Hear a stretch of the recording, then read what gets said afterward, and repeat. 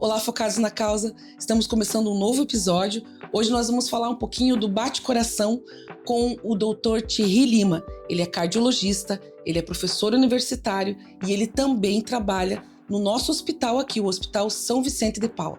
Seja muito bem-vindo, Dr. Thierry.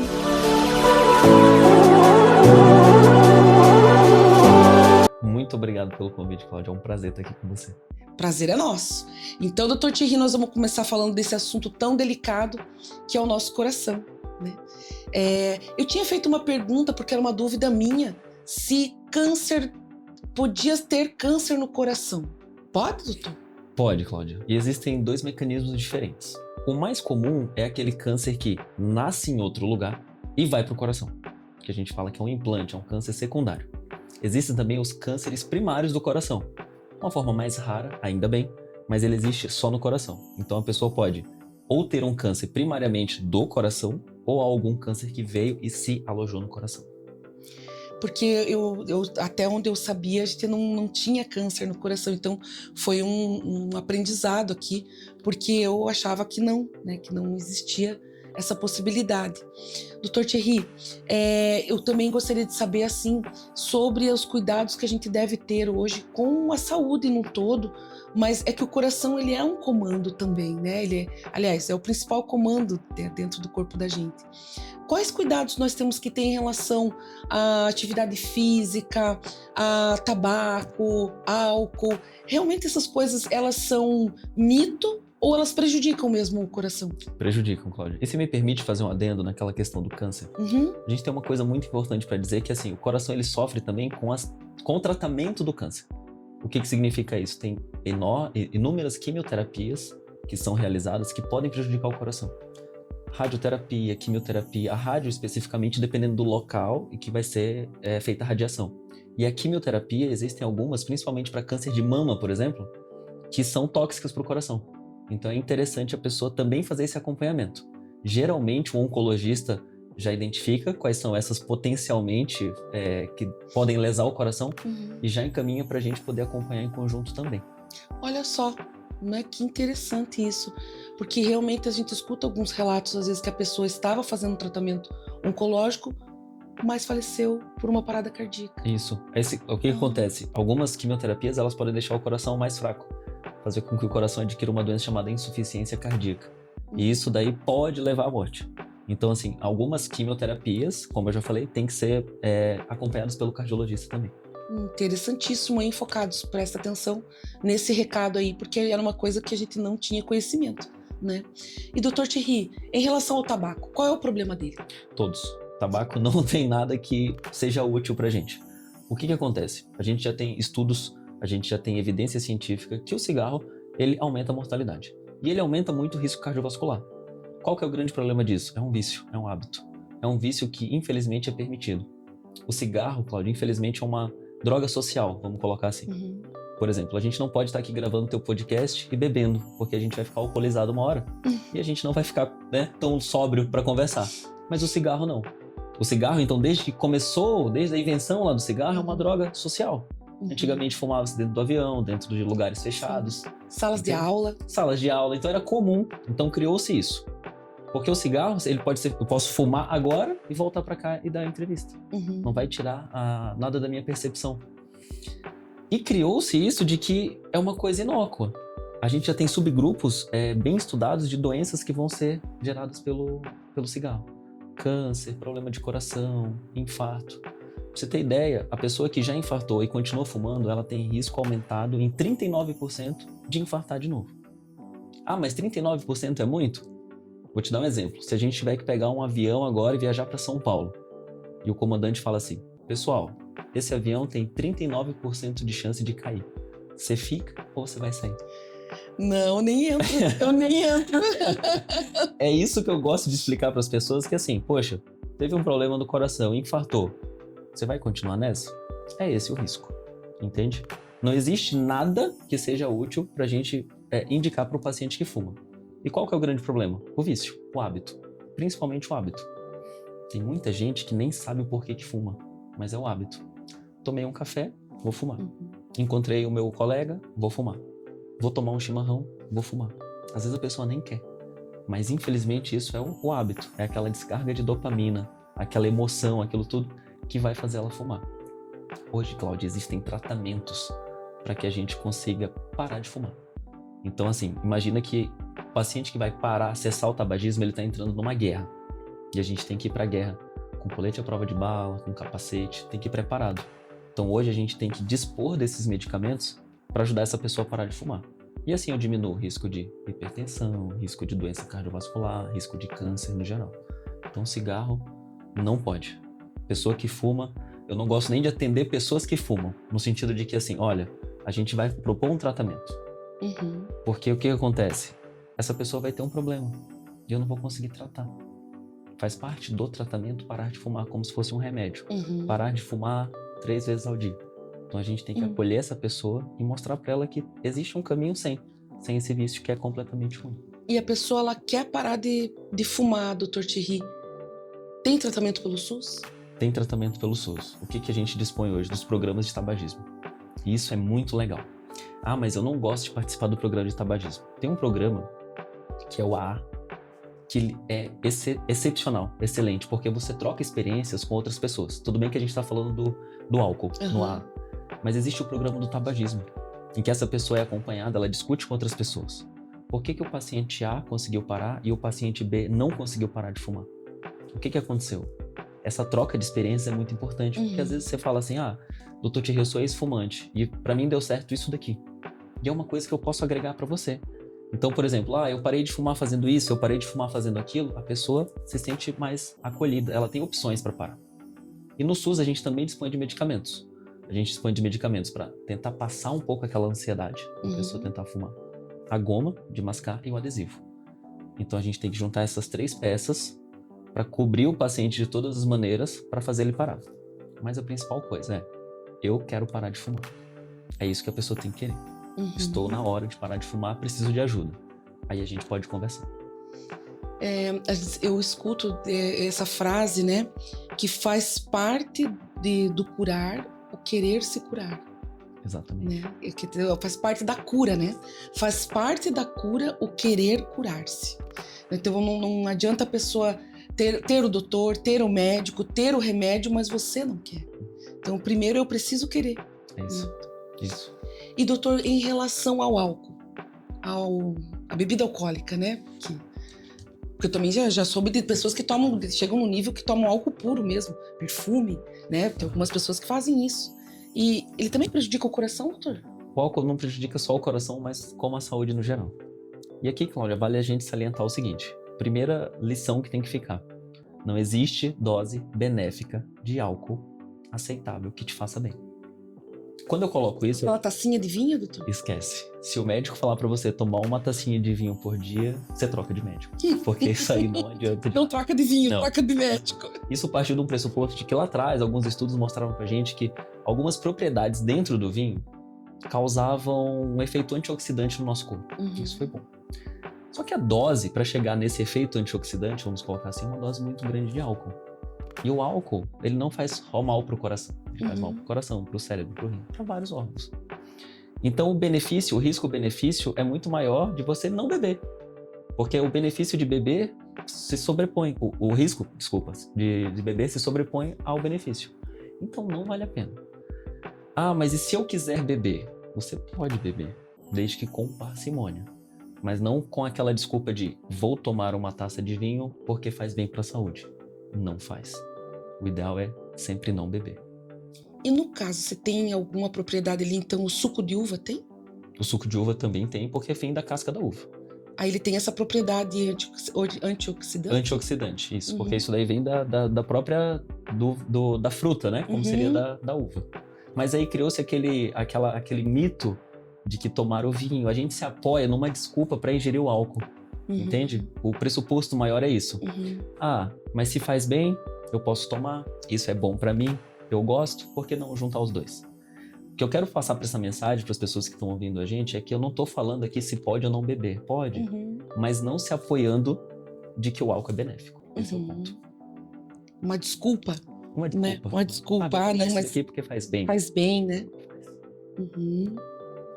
E também não pode ficar até 1h da manhã bebendo, né, doutor? É porque tem umas pessoas aqui na sala, doutor, que ficaram até 1 hora hoje. Entendeu? E isso também tem algumas coisas que, assim, ó, claro que o álcool é prejudicial em todo o excesso, em todo o contexto. Mas uma coisa pior a se fazer é juntar o álcool com alguma bebida energética. E isso não é incomum, né, Cláudia? Não é pessoas que bebem, por hoje. exemplo, uísque com energético. É perigoso, né? Porque a gente sobrepõe ali o risco das duas bebidas juntas em acelerar o coração, taquicardia, nessa questão toda. Então tem que ter muito cuidado quando ingerir essas duas bebidas juntas, né? Bebida destilada, uísque, vodka, junto com energético. Tudo isso prejudica todo o corpo, como o doutor falou, mas sobretudo o coração também. Acaba prejudicando de toda maneira. E vamos falar então, doutor Thierry, sobre a obesidade para o coração. Porque às vezes você vê hoje, né, a gente tem um Instagram que acaba trazendo notícias de todo tipo, de que é uma discussão sobre o corpo, né? Deixa ser como quiser, etc. Mas até tem uma influenciadora que defende a questão da obesidade, né? Que respeite o meu corpo gordo, alguma coisa assim, né? Ele prejudica mesmo, a obesidade, ela não pode ser, não tem problema, tem uma questão estética. O IMC, né? IMC. Tem realmente, ele prejudica? Ser obeso, ele prejudica o coração? Prejudica, Cláudia. A gente tem que conversar sobre justamente isso. A gente tem duas coisas distintas, né? Essas pessoas que delegam a favor da obesidade, tudo do respeito, eu acho que o que cabe a gente pensar é sempre o respeito. Assim como eu respeito você, assim como eu respeito as pessoas que estão aqui conosco, assim como a gente respeita qualquer pessoa na rua, independente de ser gordo, magro, alto, baixo, qualquer coisa, é o respeito. Agora, a gente delegar a favor disso é errado. Obesidade é uma doença. Ela tem um CID. No Código Internacional de Doenças, a gente tem obesidade. E a obesidade, ela acarreta várias outras comorbidades que andam junto com ela. Então, para você ver, o paciente que é obeso, ele tem risco aumentado cardiovascular. O paciente que é obeso, ele pode ser junto sedentário, o que aumenta ainda mais o risco dele. O aumento da nossa gordura visceral, sabe? A pessoa que tem um abdômen muito grande, pode ser até forte, mas que tem um abdômen grande. Esse aumento da circunferência abdominal aumenta o risco cardiovascular. Então a gente tem que tratar a obesidade como uma doença séria, como ela é. Independente de estética ou não. A gente vai respeitar.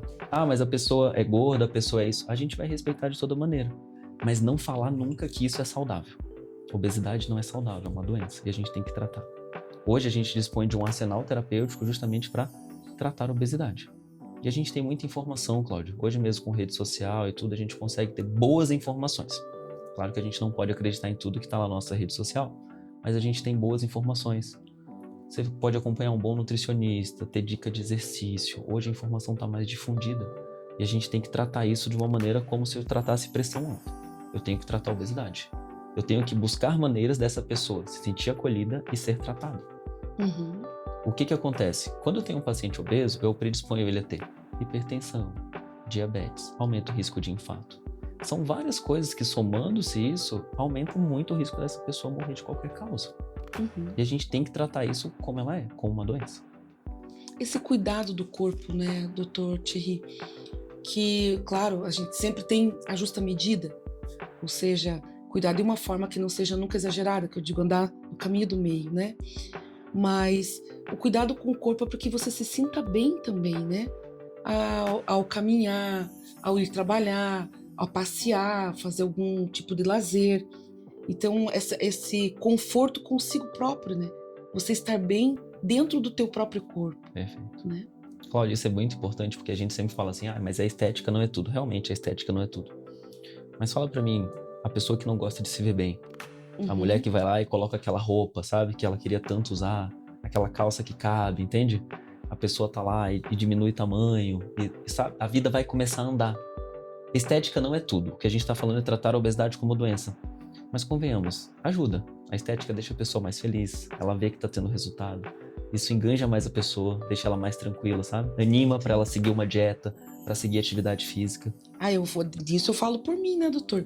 Eu até um dia eu quero mostrar, eu já mostrei, depois eu mostro, mas um dia eu quero fazer um podcast que a gente mostre o meu antes e depois, né? Porque eu emagreci 20 quilos. Parabéns. E aí isso deu toda uma diferença. Claro, eu tenho pressão alta, mas ela melhorou muito, porque era muito pior antes, com esses 20 quilos a mais, né? E a própria questão de vestimenta, de como a gente se vê diante do espelho, né? Eu costumo dizer que antes eu vestia, quando era no dia comum, doutor, eu vestia um lençol. E quando tinha festa, eu vestia um lençol com glitter. Entendeu? Porque não tinha roupa, não tinha roupa.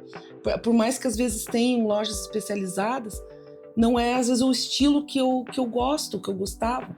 Então eu tinha que me vestir de uma maneira que eu não gostava, né? Porque era o que me cabia. Então a estima já muda aí também. A autoestima muda a hora que você emagrece também, né? Cláudia, você passou por esse sofrimento, me desculpe assim. Eu também fui uma pessoa obesa. Eu também fui um adolescente que cheguei a pesar 107 quilos. Então, quando a gente vai conversar com as pessoas, eu me sinto com bastante empatia de entender, olha, eu já estive aí. É um caminho que a gente vai demorar para percorrer. Vai ser sofrido. Vai ser muito difícil. Mas vai valer a pena.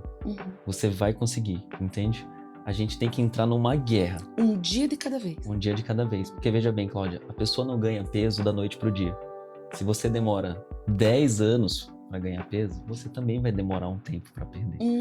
É que a gente é imediatista. Ah, doutor, mas eu tô fazendo isso daqui em 30 dias, eu perdi 1 quilo.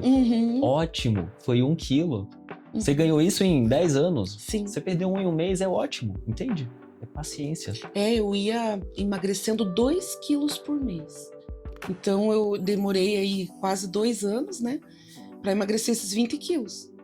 Mas realmente eu também, para engordar esses 20 quilos, com certeza foram ali uns 5 anos que eu fui, sabe, engordando. E aí, para emagrecer foram 2 anos, mas eu tive uma coisa que eu acho importante falar, é que a gente precisa ter paciência com a gente mesmo. Tem que ter paciência.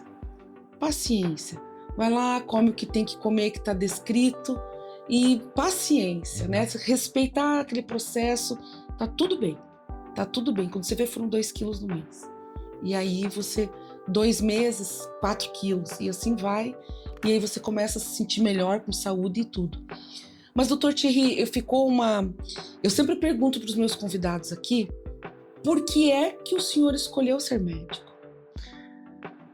Cláudia, entra até nesse contexto da criação do teu podcast, né? Por que eu escolhi fazer medicina? Eu passei por isso também na minha vida. O meu pai teve câncer. Eu tinha 8 anos quando eu perdi meu pai. Então, eu pude acompanhar todo esse processo do meu pai, desde o diagnóstico até o fim da vida dele. Até ele entrar em cuidados paliativos, até a gente chegar ao fim de vida dele. E uma coisa que me chamava muita atenção são pessoas que nos inspiram quando nós somos crianças. E ainda bem que nós fomos muito bem recebidos pelos médicos que cuidavam dele. Passou muita gente ruim no nosso caminho, mas tiveram médicos muito bons. E eu lembro de médicos que iam na nossa casa, que acabaram ficando amigos da família, que se importavam realmente com as pessoas. E a medicina entrou na minha vida assim, né, de escolher o cuidar. Porque a gente ficou 1 ano e meio com meu pai, desde o diagnóstico até o dia que ele morreu, acompanhando todo esse trajeto. Então eu vi como é a importância de um técnico de enfermagem, por que ele cuida tão bem das pessoas. Eu vi a importância do enfermeiro, de estar ali junto. Eu vi a importância do médico, porque eu passei isso na minha vida com meu pai. Então, hoje, eu tento dar o meu melhor para meus pacientes. Por mais estressado que você esteja, por mais difícil que seja seu dia. Aí tudo isso vem na memória, do cuidado, de trabalhar em equipe, desse cuidado com o paciente.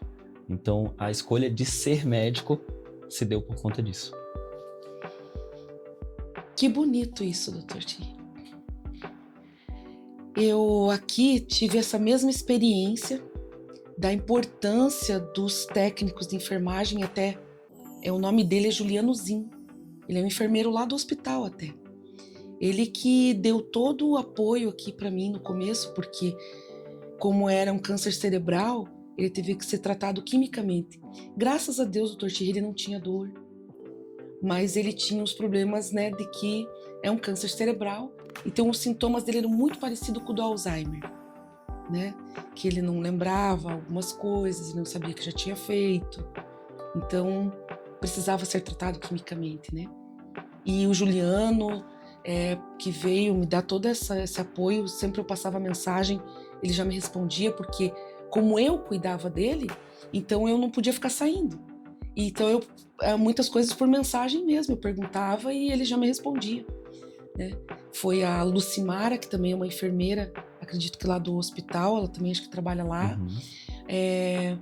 Teve a Vandréia, que era aqui do postinho, nutricionista, que também veio, fisioterapeuta, a Rosiellen, no começo a Pamela. Então, esses profissionais, assim, ó, fizeram toda a diferença na minha vida e na dele. É realmente muito importante esse carinho. Mas já que o doutor falou nisso, uma vez eu fui operada lá no Hospital São Vicente de Paulo. Foi no ano de 2014, faz 10 anos. Infelizmente eu não lembro o nome do enfermeiro. Mas olha, doutor Thierry, aquele enfermeiro, ele marcou de uma maneira a minha vida, porque eu fiz uma esterectomia. E a minha barriga estava aberta toda. E esse rapaz, ele vinha com cuidado me tirar daquela cama, ele me abraçava para eu não fazer força e me tirava daquela, e tinha paciência comigo. Eu falo isso porque eu também tive outras experiências muito ruins, né? Quando eu tive o meu filho, por exemplo, a enfermeira levanta da cama, e eu não conseguia, né? Então você tem essas experiências do profissional, esse carinho, esse cuidado, que eu achei tão importante o doutor citar aqui, né? Que essa diferença. Se escolher uma área da saúde para você, olha o ser humano com carinho, porque quando a gente tá com dor ou tá operado, é a maneira quando a gente tá mais vulnerável. Sim, né? Sim. Cláudia, você teve uma boa experiência, assim, você passou por profissionais excelentes. A gente tem que valorizar mais o profissional da enfermagem, o técnico de enfermagem, o enfermeiro. Os profissionais bons e ruins, eles vão existir em qualquer profissão, Cláudia. Qualquer profissão. Às vezes você pega uma pessoa que está estressada, que não está de bem com a vida, enfim, ela acaba descontando isso em você, por falta até de inteligência emocional, de saber lidar com isso, mas não levar para você. Da mesma forma que eu falei para você de bons exemplos que eu tive com meu pai, eu tive péssimos exemplos. E um deles foi assim, nós fomos no hospital da minha cidade quando meu pai apareceu um nódulo na axila dele. E ele tava querendo saber o que era. A gente foi lá, esperou, abriu uma ficha no pronto-socorro pra gente ver o que estava acontecendo. E essa cena me gravou de uma maneira tão forte que, assim, a gente entrou no consultório e o médico, ele não olhou em nem momento algum pra gente. Ele não levantou a cabeça, ele continuou escrevendo. Ele perguntou o que estava acontecendo, ele escreveu, deu a receita e a gente foi embora. Aí eu lembro que meu pai amassou o papel e jogou fora. Porque assim, a pessoa nem te olhou, nem te encostou. Então, por mais difícil que seja seu dia, dá uma atenção. Ninguém vai no médico porque quer. Ninguém tá no hospital porque quer. Entende? A pessoa tá lá porque precisa. A gente que é da saúde, a gente escolheu fazer isso. Sim. Nem todo dia, Cláudia, é um dia bom pra mim. Não é. Mas aí você vai lá, respira fundo e tenta dar o teu melhor. Nem todo dia o Thierry tá sorridente, nem todo dia tá isso. Mas você vai lá, você vai acolher, você vai ouvir, você vai dar o seu melhor. A gente tá lá pra isso. Pra todas as áreas. Então assim, mas eu não tive uma experiência boa com um técnico de enfermagem, com um enfermeiro. Vai acontecer. Talvez não era um dia bom, sabe? Sim. Mas a maioria das pessoas gostam desse cuidado. Lá no hospital você vê muita gente boa. Você falou vários enfermeiros, os técnicos. Sim, pessoas eu que fui trabalham muito com bem carinho, sabe? Muito bem Eu tratada. trabalho lá na UTI do hospital também e você vê assim, poxa, tem paciente que vai embora e pede telefone, tira foto, sabe? E a gente comemora junto, sabe? Porque cria esse vínculo, sabe? E isso aí não tem como expressar o que acontece, sabe? Porque é uma coisa que é o cuidado. Sim. É o cuidado. Dr. Thierry, eu quero pedir, nesse momento, para que o senhor olhe aqui para os focados na causa, nessa câmera, e deixe um recado especial para os focados na causa. Focados na causa. O meu recado especial para vocês é: mantenham hábitos de vidas saudáveis. A maioria de vocês pode estar assistindo isso daqui e não tem nenhum problema de saúde, são jovens, mas façam investimentos para vocês no futuro. Mantenham-se ativos, façam atividade física, alimentem-se regularmente, evitem cigarro, álcool, de maneira com parcimônia, porque esse processo vai contar lá na frente. O que a gente está falando de saúde, hoje mesmo, Cláudia, um paciente me perguntou: por que eu tomo isso tudo de remédio? Vamos ver por que o senhor toma isso aqui tudo de remédio. Porque a sua vida, o senhor fumou, porque o senhor infartou, porque o senhor não se cuidou. porque o senhor não fez atividade física. E hoje o senhor precisa tomar esses 8 comprimidos por dia. Então o recado para vocês é, pessoal, cuidem-se agora para que vocês tenham uma velhice confortável e com qualidade de vida. Pessoal, eu quero agradecer muito. Foi uma presença muito especial aqui, até porque a gente compartilhou experiências de vida, né, em comum. Eu quero agradecer muito, Dr. Thierry. Seja sempre muito bem-vindo. Venha outras vezes aqui na Foca na Causa. Pessoal, um beijo e até a próxima. Obrigado.